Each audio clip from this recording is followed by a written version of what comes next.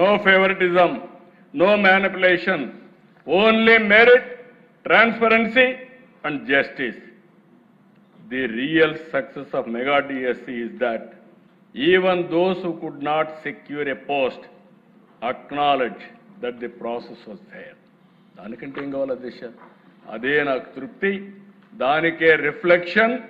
Select అయిన DSC విద్యార్థులు road మీదకి రావడం, ఉద్యోగాలు రాని వాళ్ళు కూడా ఫెయిర్గా సెలెక్ట్ అయింది, మళ్ళీ మాకు టర్న్ వస్తుంది అని వ్యవస్థ పైన నమ్మకం ఉంది. నేను ఒకటే హామీ ఇస్తున్నా, డిపార్ట్మెంట్ కూడా కోరుతున్నా, ఇంకా పటిష్టమైన విధానం ఏదైనా ఉందంటే అది కూడా ఎదగదాం. ఈరోజు మనం అందరం కూడా ఆలోచించుకొని టెక్నాలజీ వచ్చింది, టెక్నాలజీని ఉపయోగిద్దాం.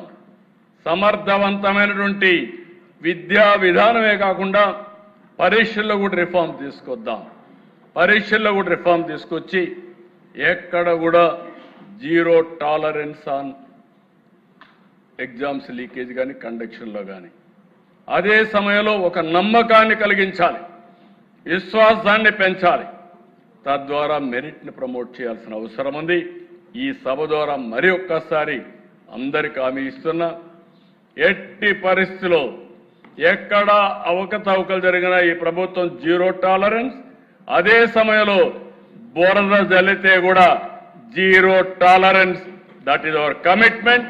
ఆ కమిట్మెంట్ని ఎవరైనా సరే విభేదిస్తే మాత్రం జాగ్రత్తగా ఉండమంటున్నా.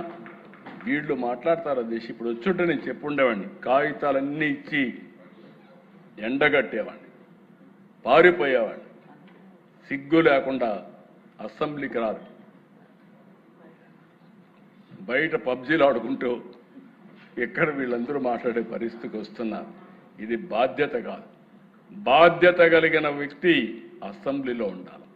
బాధ్యత కలిగిన వ్యక్తులు అసెంబ్లీకి వచ్చి మీరు డిమాండ్ చేస్తే డెఫినెట్గా మీరు చెప్పేది వాస్తవం అయితే మేము కరెక్ట్ చేసుకుంటాం. మీరు చెప్పేది వాస్తవం కాకపోతే మీరు మీ ద్వారా ప్రజలకు మీరు చెప్పేది అబద్ధమని నిలదీస్తాం. రెంట్కి లేకుండా బయట చేస్తాం, కౌన్సిల్ జరగనీయం, మేము ఇదే చేస్తామంటే ఏమీ సాధ్యం కాదు.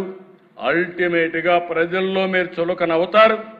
చులకన కావడం కాదు, ప్రజల్ని మెచ్చి కొట్టే పరిస్థితి కూడా వస్తుంది. ఇది మంచిది కాదు ప్రజాస్వామ్యానికి. 48 ఏళ్ళుగా నేను చూశాను దిశ. నా జీవితంలో మొట్టమొదటిసారిగా ఒక రాజకీయ పార్టీ 2.5 సంవత్సరాల నుంచి అసెంబ్లీకి రాకుండా చూడడం మొట్టమొదటిసారి దిశ నా జీవితంలో.